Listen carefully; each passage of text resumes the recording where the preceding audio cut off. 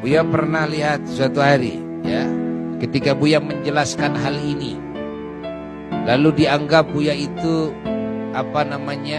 menjelek-jelekan, ya, menjelek-jelekan sesama Muslim. Beda antara menjelek-jelekan, ya, beda, ya. Ingat, dengan menjelaskan kesesatan yang berbahaya. Maka menceritakan kesalahan orang lain itu haram, ya, di dalam Islam. Tapi kalau kesalahan ini berbahaya bagi yang lainnya, maka menjadi wajib diceritakannya. Ada orang umpamanya dia minum arak, gak usah kita omong-omong sama yang lain, si Anwar tukang minum arak, enggak, itu urusan dia.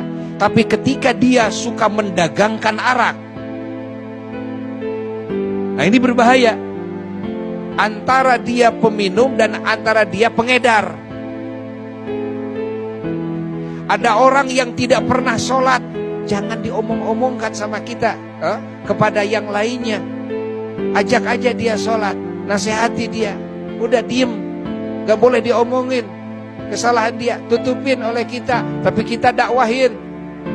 Tapi ketika dia mengajarkan kepada yang lain agar tidak sholat, nah ini wajib dipublikasikan supaya yang lain tidak disesatkan oleh dia. Nah, ini harus difahami oleh kita, ya.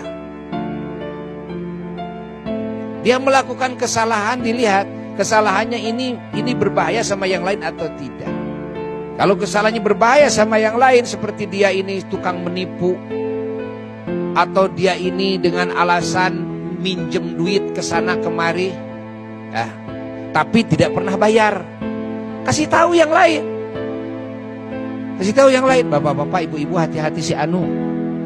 Si Anu itu suka minjem duit tapi tidak pernah bayar. Sudah banyak yang korban. Bagus itu dikasih itu, bagus itu. Itu tidak termasuk ghibah yang diharamkan. Karena ini bisa berbahaya bagi yang lain, bisa banyak yang dirugikan, apalagi dia nipu. Dia pencuri, kan? Kasih tahu yang lain, si Anu pencuri, hati-hati, ya. Kalau kesalahannya kesalahan yang tidak merugikan yang lain, tidak masalah. Kalau di dalam kerugian dunia saja, boleh oleh kita dijelaskan sama yang lain, dikasih tahu sama yang lain, dipublikasikan kejahatan orang ini, apalagi di dalam urusan agama. Kenapa? Karena kecelakaan manusia dalam urusan agama itu masuk neraka. Bukan dihukum di penjara di dunia yang sebentar, bukan. Masih dikasih makan, minum, ya. Tapi kalau orang yang sudah tersesat dalam akidahnya, tersesat dalam pemahamannya di dalam agama, dia itu bisa masuk neraka loh. Dia itu bisa langgeng di nerakanya. Maka wajib bagi para ulama, ya, setelah tabayyun, setelah menelaah, setelah bukti-buktinya banyak, ya, lalu menjelaskan kepada umat bahwa ini paham Wahabi ini sangat berbahaya. Bukan cuma sesat, kalau sesat, ya ingat, masih mending. Artinya masih mending apa maksudnya? Dia itu sesatnya sendirian, masih mending, ya.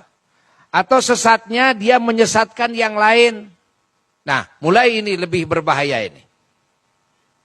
Lalu ditambah ini, di samping sesatnya itu, dia itu bisa menjadikan kerukunan umat beragama, kerukunan umat seagama, ingat, kerukunan sesama manusia itu bisa hancur. Bisa tercabik-cabik itu kerukunannya. Kalau dia punya pemikiran yang sesat seperti itu.